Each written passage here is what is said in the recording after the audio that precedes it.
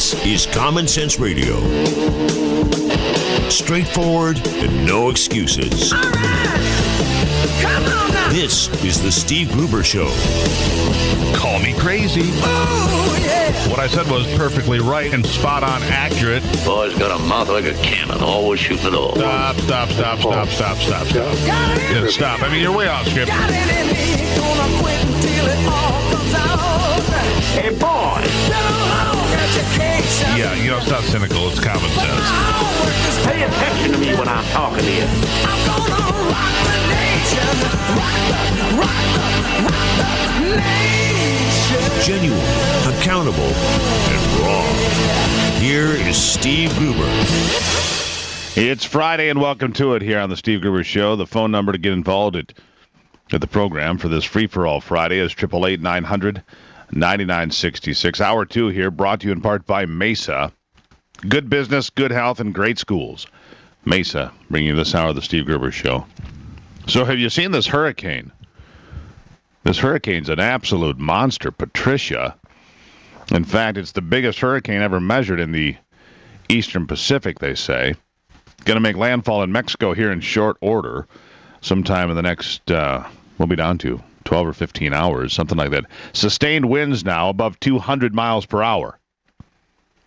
It's a Cat 5. It's the first Cat 5 we've had anywhere in our area, well, in years. But the U.S. National Hurricane Center in Miami reporting that the Cat 5 storm's maximum sustained winds have grown to nearly 200 miles per hour, making it the strongest storm on record, as I just mentioned, in the Eastern Pacific. The storm is about 160 miles to the south-southwest of the port of Manzanillo and was moving northwest at 10 miles an hour, so it's not going very fast. Storm projected to come onshore between Manzanillo and Puerto Vallarta sometime Friday, late today or tonight. Some weakening was forecast before then, but the Hurricane Center said the storm would still be extremely dangerous when it makes landfall. Forecasters warning that preparation should be rushed to completion, saying the storm could cause coastal flooding, destructive waves, and flash floods. The storm's rapid growth left authorities in Mexico scrambling to make people safe. A state of emergency has been declared all along the coast there. At a Walmart in Manzanillo, because Walmart's everywhere, shoppers filling carts with non-perishables as a steady rain has already picked up there. Flooding has already begun. This means that there's going to be heavy flooding in places like, the American Southwest as well. Texas, Arizona, New Mexico, Southern California. There could be tremendous amounts of rain moving up as a result. This storm could also push inward and bring rain to other parts of the country. Some people say that Patricia could create 6 to 12 inches of rain with some isolated, locally heavy downpours reaching 20 inches in some areas. 20 inches of rain. That's a lot of rain. Well, it's something on the scale of Columbia, South Carolina. Yeah, it's catastrophic. It's something you can't. It's hard to fathom. Speaking of Texas, did you see this about the crazy? What Norwegians use for the word crazy events in their home country? So if you're in Norway, you're Norwegian, and what do you have, like an epic canoe race or something? Or what do you have? Like epic ice sculpting? Sporting events, yes. Like an epic curling event. They're really good at curling, drinking beer and sliding the big, rocks down the ice. Are they beer or are they more vodka like the rest of the Scandinavians? No, anyway, anyhow. Regardless of their drink of choice, the word Texas is a descriptive word for anything that's a little crazy or wild. Not a person, but an event. They've been using it for years, but I thought that was rather, because they associate it with the Wild West, and the only place that cowboys come from is Texas and the Wild West. So if you're going big, if you're big in something big in Norwegian, you've gone Texas. Yes, all right. Gone Texas. Well, people don't go Texas. The events go Texas. Mm-hmm. Yeah. Uh-huh. It was totally Texas on the bus today, meaning the school bus was a little wild. It was rowdy. Yeah. I got you. Yeah, it's kind of a different... Yeah, there you go. Yeah, all right. Well, we're going to talk world politics. Let's talk world politics. So there's a little more serious on world politics, but I like that. We're going to go all Texas right here in the studio a little bit later. I'm not sure what that means yet, but I'm going to work into it. The victory, and if you didn't see this, the Canadians, in a sweeping victory for the Liberals, elected Prime Minister Trudeau Jr., Justin Trudeau, heartthrob in Canada, the 43-year-old heartthrob. Have you seen pictures of this guy? Oh yeah, he thinks he's Vladimir Putin. He's got his bare chest and he's flexing his muscles. Yeah, he's tattooed. The girls go a little bit more over him than Mr. Putin. Yeah, well, Mr. Putin just orders his women back home. That's right. Yeah. Anyhow,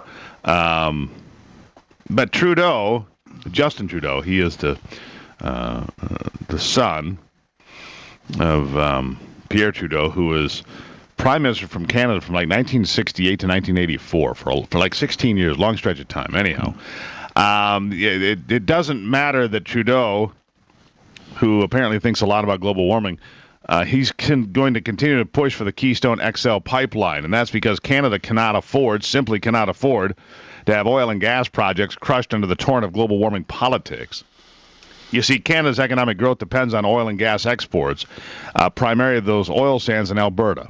It's a big deal. In fact, oil, gas, and coal. Oil, gas, and well, I'll say mining sectors overall, but coal's one of those. They make up fully 25% or more of Canada's entire economy. They make up $500 billion. They make up 1/4 of Canada's economy, oil and gas and mining. So do you really think that they're going to get rid of fracking and oil sands? And the answer is absolutely not.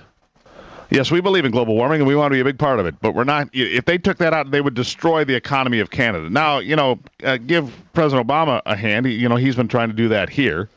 He wishes gas was $10 a gallon. He has destroyed the coal industry. And by the way, I was in conversation yesterday with one of the largest producers of electricity here in Michigan yesterday, and they're going to join us here on the program next week, talking about the challenges ahead. And it's not consumers, and it's not DTE, but one of the other large producers of electricity in Michigan, and the challenges we face because we're closing all these coal-fired plants. And they'll be on the program with us next week. Also while I'm on it, Newt Gingrich will be here next week. He'll spend a half an hour with me on the program next week, he and his wife. So that'll be an interesting conversation. It'll be a good week to talk to Newt Gingrich as the new Speaker of the House. Paul Ryan is ushered into power, so that'll be an interesting conversation. Mark that down. Tell your friends. Gingrich will be on the program. But back to this Alberta oil sands. It is key to Canada's survival and to their economy. So it has to make you wonder what happens next. I mean, let's be honest. There are 58 pipelines that come south across the border from Canada into the United States. But somehow the Keystone Pipeline is of concern. So it is. I like cheap gasoline. How about you? I saw $1.79. You did not. $1.79 in Pevely, Missouri. Pevely, Missouri, just south of St. Louis. Everything was under $2 in Missouri. the thriving metropolis of Pevely, Missouri, paying $1.79. It sounds like a condition out of place. Oh, what's he got? Oh, he's got the Pevely. Worst case I've ever seen. That's $1.79. Did you stop and fill up, or you already had? I had already done it for $1.90. I'm sorry. No good. It's Free for All Friday on the Steve Gruber Show. We'll be right back.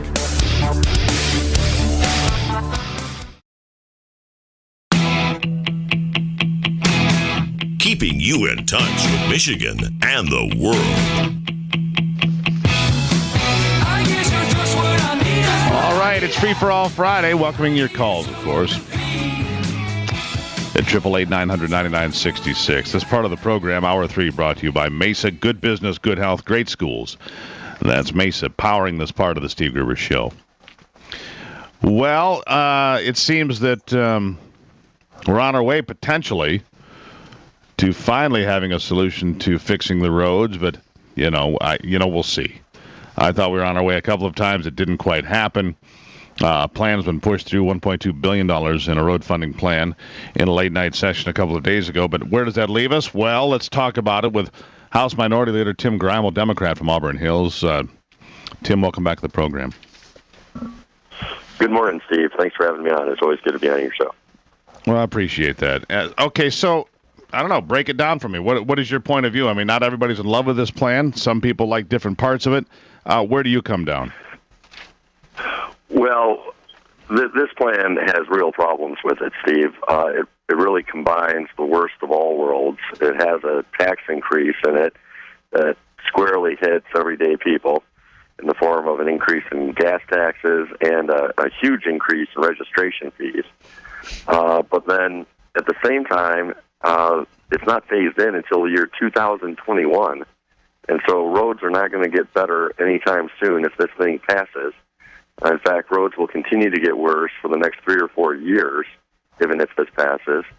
And at the same time, it relies heavily on existing dollars, which is likely to jeopardize funding for education and public safety. And, even Republican-leaning groups like Business Leaders for Michigan and the Detroit Regional Chamber of Commerce have come out against it. Business Leaders for Michigan called it fiscally irresponsible and unsustainable, and Detroit Regional Chamber of Commerce said that it is inadequate to fix the roads. All right, well, and so here we are, once again, with a deal, if you will, or a plan that doesn't look like it's going to get approval, not supported by, different groups that you just pointed out. But here we are, and if this deal gets scrapped, that Arlen Meekhoff called the last best chance to fix the roads in Michigan, and you can make of that whatever you want. But the point is, here we are, once again, and if this gets scrapped, then what? Well, I think it's a real problem. And, our view is that we need a real, permanent, long-term solution, not more gimmicks, which this is, not more Band-Aid approaches, kicking the can down the road until the year 2021. I mean, by then, we'll all be driving on gravel roads. This really I'm okay with that. Embarrassment to the legislature. I'll be honest with you, Tim. I'm okay with driving on gravel roads. You say that as if it's a bad thing, but let me tell you something. We have a lot of rural areas in this state. If you go to Southern Illinois and other states, you'll find that a lot of roads are gravel roads. I'm okay with that. I might be a minority. I might be standing here by myself, but listen, if it keeps my taxes under control and the trunk roads, the main roads, the good roads, the big roads are taken care of, and they're plowed and they're taken care of, and they don't have potholes and so forth. If the smaller roads, the secondary roads, the small secondary roads are gravel, why is that a bad thing?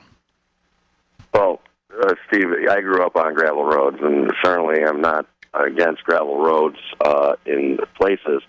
But the reality is that our concrete roads, our asphalt roads, are literally crumbling.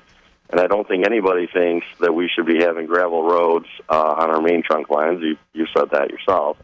But we also don't need them in our central cities and suburban areas. So the bottom line is we need to take care of the infrastructure we have. I don't think it makes sense to be turning asphalt and concrete roads into gravel. And the legislature's inaction to come up with a real plan is really jeopardizing long-term economic growth in this state by allowing our infrastructure to crumble. All right, Tim. So here you are. You're the House Minority Leader. Therefore, you are the voice for the Democratic Party. You don't like this plan. What is the plan that you would like to see put forth that would get the roads fixed, protect those at lower incomes, I suppose, and make sure that we're not turning roads into gravel? Well, we came forward with our own plan months ago, and so we're on record publicly as having a solution. We've pushed our Republican colleagues to talk to us about it and actually adopt it or some version of it. So far, they've ignored that, but our solution is very simple, Steve. We've seen taxes on families and seniors go up the past 4.5 years because of Republican policies, while all the while corporations have gotten tax cuts. They've gotten huge, lavish subsidies thrown at them through the MEDC and other government entities. We need to make sure that corporations pay their fair share. We need to make sure that we lower the truck weight so that we're not beating up on our roads more than other states are. And we need to increase fees for heavy trucks so they pay their fair share for the damage they're doing to the roads. Now, in fairness, Tim, raising taxes on corporations in Michigan, not a smart move. I mean, come on. Businesses are not exactly beating a path to our doorway currently to start businesses in Michigan, and we need jobs. So I'm going to go ahead and say that's not a good approach. Now, looking at ways to make sure that the trucks that take a bigger chunk out of the roads than others, that's worthy of discussion. But I don't think raising taxes or trying to dissuade businesses from coming to Michigan is a good plan. Well, let me just say this, Steve. Certainly, corporations pay a tiny amount of taxes relative to overall revenue in this state currently, and certainly making sure they pay their fair share is better than raising taxes again on individuals and families and seniors who have already seen their taxes go up in the past 4 years. And we're not suggesting any huge increase there. The proposal that we put forward would simply bring corporate taxes in Michigan in line with our neighboring states. Right now, corporations in Michigan pay less than most of our neighboring states. All right, Tim, here's the deal. We'll have to have you back soon because we haven't solved this problem, but we're on the road to solving the problem. House Minority Leader Tim Greimel, Democrat, Auburn Hills. I greatly appreciate you coming in here as always, but we've got to get to the bottom of this at some point. We've got to find a plan that's going to work for everybody, and I appreciate you stopping in. Have a good weekend, my friend. Thank you, Steve.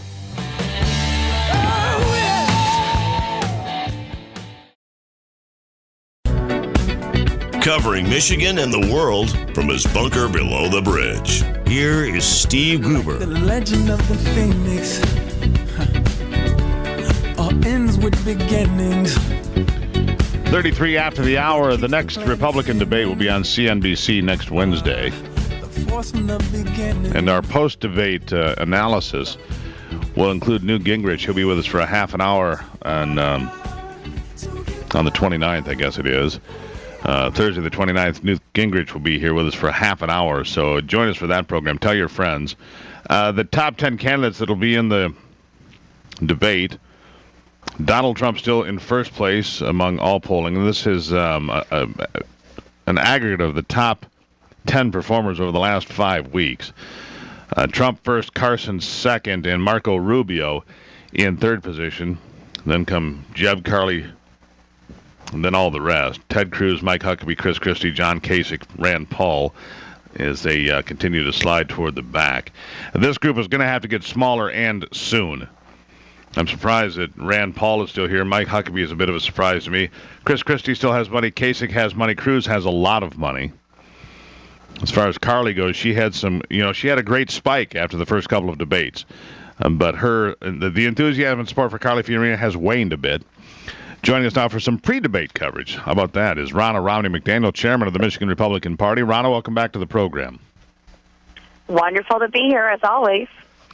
Well, I appreciate your support. And, okay, so as you look at this, I mean, here we are, Donald Trump has been on top of these polls for a solid 3 months anyhow. His obituary, his political obituary, has been written many times, and yet he's still standing. What do we make of that? Well, he's resonated across the country. I think he benefits from a lot of media coverage, 24/7 at Donald Trump. I think that would help any candidate. But let's not take away from the fact that he's done a good job reaching out to voters. And we're at the beginning of this process. Now we're kind of getting more towards the middle, and it's all going to matter on those first primary votes. Let's see where it goes. Trump just lost his lead in Iowa, so that's been interesting to see Carson take the lead for the first time in Iowa.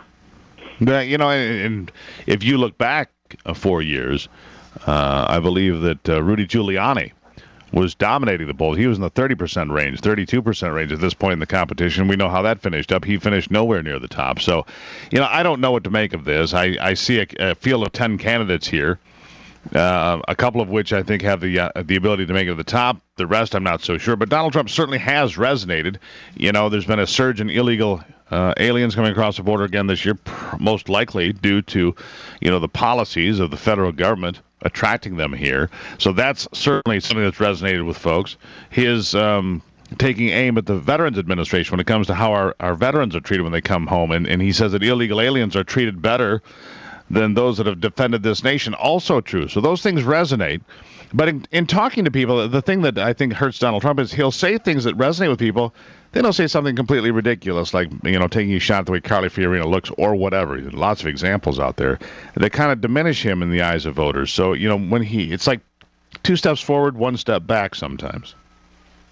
Well, and even the retweet yesterday when Carson went up in the polls, his campaign retweeted, "Oh, the people in Iowa must be eating some bad corn that's affecting their brains," and they immediately had to pull that back. I mean, that's a problem. You don't want to insult the people who you're asking to go vote for you. I think the national polls are not as reflective as what's happening in the race. I think you've got to look at those 4 early states and see what's happening there and the organization that's being developed. Who has county chairs? Who has organization on the ground? Of course, that's Rand Paul's argument all the time is we've got the organization. Who has the funds to actually bring these people out to vote in these caucus states? And that's what's going to make the difference come February. Yeah, I think that Bruce Braley, who is a congressman from Iowa, who insulted Iowa farmers, and that was his own state, and then lost to Joni Ernst by a wide margin, by almost 10 points. You might be reminded that insulting Iowa farmers doesn't serve you well at the polls. No, it does not. Not at all. Yeah, so, not at all. Trump has already kind of apologized. He said the intern who retweeted this apologizes. But, again, he has staying power. I'm just excited. I am excited about our field. I am thrilled about all of our potential nominees. When I look at Hillary Clinton and her record, we know she's going to be coronated. We know she's the nominee. They've given her no race. They have not had debates. They've had one, and they're not going to have hardly any more. We know who we're up against, and her record. And the Benghazi hearing yesterday really exemplified the lack of leadership that came from the State Department that has put our country at risk in terms of national security across the entire globe. That is not a record that we want as our commander-in-chief, and our candidates are so far superior, we're going to take the White House. I believe it.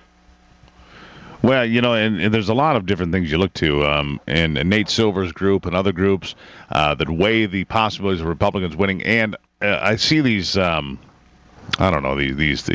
groups that predict how it's going to come out.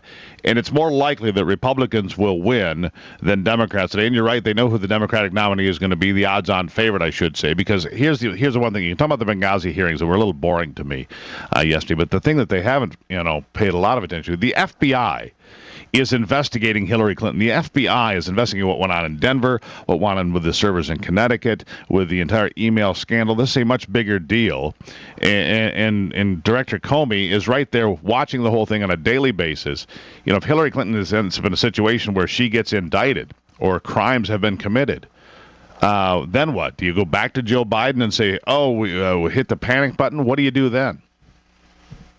I don't know. That's the Democrats' problem to figure out. But Amen. On top of the FBI investigation, on top of the email servers that served her personal interests instead of the public interest, on top of an ambassador in Libya in a hot spot coming over and over again to her and saying, we need more security, and the failures of the State Department to secure our diplomats and watch 4 Americans die under our watch, and not be forthcoming with the American people that it was a terrorist attack.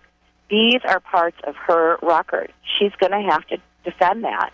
And the American people really need to look at that and say, is this somebody who's qualified to be our commander-in-chief during this very perilous time for our country, especially internationally with all that's going on in Russia and Iran and Syria and so on? Yeah, and so much to keep an eye on. And again, that next debate is set for October the 28th. It's going to be held at the Coors Events Center at the University of Colorado in Boulder. So it's going to be in a purple state. Colorado is for sure. It's going to be a deeply purple state. CNBC will be hosting the event. I don't know that they will get back to the numbers of 25 million that set the all-time viewership record for CNN for any program, as they did in the last Republican debate. But so far, the Republican debates have been pretty decent, and I hope that the next one is just as interesting. Yeah, we're on number 3, and the Democrats have had one, and this is the best thing for the voters. They should be able to see our candidates and hear them over and over again they're running for our highest office. We want to hear what they have to say, what their policies are. I'm excited. I'm going to be watching it. I'm actually going to be in D.C. During the debate, so I'll be watching it from our nation's capital. Well, that'll be interesting to watch the debate, that's for sure. And Ronna, I greatly appreciate it as always. Ronna Romney McDaniel, the chair of the Michigan Republican Party, here with us. Great to be here. Thank you. Always, Ronna. We'll talk soon. It's Free for All Friday. What are your thoughts about the upcoming debates? Where do you think they're going to land? We'll be right back on the Steve Gruber Show.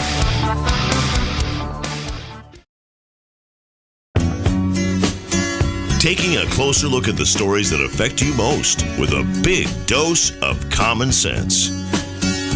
I can see her lying back in her satin dress in a room where you do what you don't confess. All right, quickly to the phone lines then. Let's check on Glenn on the Common Sense Hotline, calling from Dansville, Michigan. Glenn, welcome to the program. Morning, Steve. I got How a are you? comment your previous guest said that Hillary Clinton had to defend some of her actions, and I just don't think they're defensible. You know, the big crises are not defensible. Well, I mean, is it fair? Okay, and I'll take the devil's advocate position, which is unusual, but I mean, you can't really expect that Hillary Clinton herself would have been seeing requests for security. That part I believe her on. But where I run into trouble with her commentary is the fact that we now have emails, one to Chelsea, the night of the attack, saying that an Al-Qaeda-like group had attacked and killed people in Benghazi, Libya. They knew it from the first moment it happened. Involved, who was behind it, and what had transpired. Yeah, and that part is what doesn't work. And again, I asked the question, where's the filmmaker? Where's the guy that made that video that they blamed for the Benghazi attacks? What deep, dark hole was he tossed into in 2012, never to be seen again? Exactly. That's my concern. If anything, what we should be talking about is the policy, the foreign policy that led us to that Libya and Benghazi disaster, which was the Arab Spring, which was an Obama and Hillary effort. Well, right. Anyhow, Glenn, thanks for checking in. I greatly appreciate it. Glenn checking in from Dansville. You can check in as well, 888-900-9966. It's Free for All Friday. And believe it or not, there's new polling out there. A lot of pushes right now from the left to expand gun control. In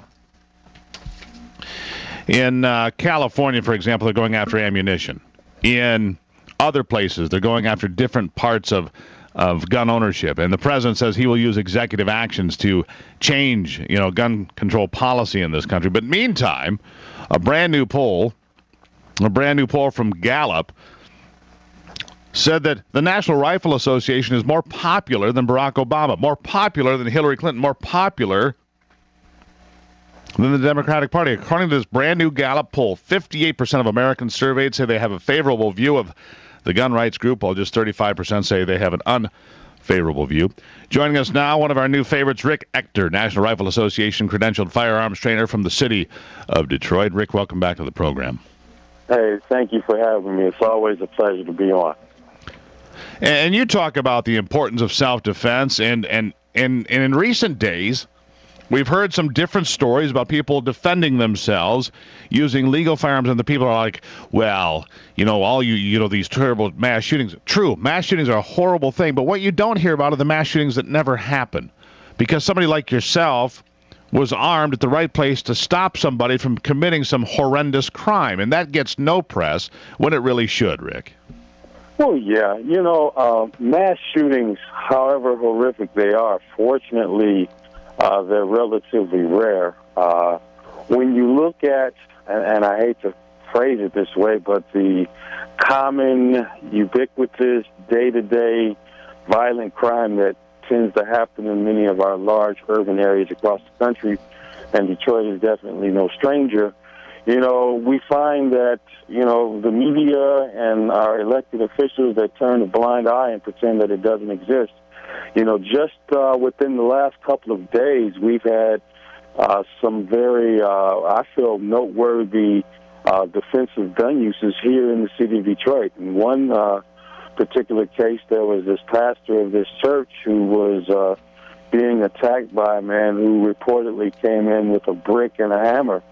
And fortunately for that pastor, he was able to successfully defend himself without injury. And the other big story, self-defense-wise, happened with a young gentleman, approximately 23 years of age, who was at a bus stop, catching the bus home from work. And 3 guys, one of them was armed with a handgun, decided to rob him. And fortunately for the victim, he was able to retrieve his firearm and quickly dispatch of those guys, hitting 2 out of 3. But, every day, particularly here in the city of Detroit, there are defensive gun uses. And for us, particularly in places like Detroit and Saginaw and Pontiac and Flint, having the right to keep and bear a firearm and legally carry a gun as we go about our day-to-day lives is extremely important to us. And it just bears further fruit when we look at the Pew poll that came out not too long ago, maybe about 4 or 5 months ago, that showed that we're making headway in terms of minorities accepting gun ownership, and for the first time ever constitute a majority of those respective populations who favor gun ownership and the right to defend ourselves. So, well, absolutely, because here's the thing. Here's the question I want to ask you, Rick. It's so unpopular these days that, these anti-gun guys, they're now trying to change the language and try to fool people. They want to call gun control gun safety. And when you start resorting to such dastardly tactics, that just bears proof that gun control is increasingly unpopular. Yeah, and common sense gun laws and the other thing. But here's my simple question. We're on the phone with Rick Ector here, an NRA licensed firearms, trainer in Detroit. How would the world be a safer place, Rick, if you were disarmed by your government?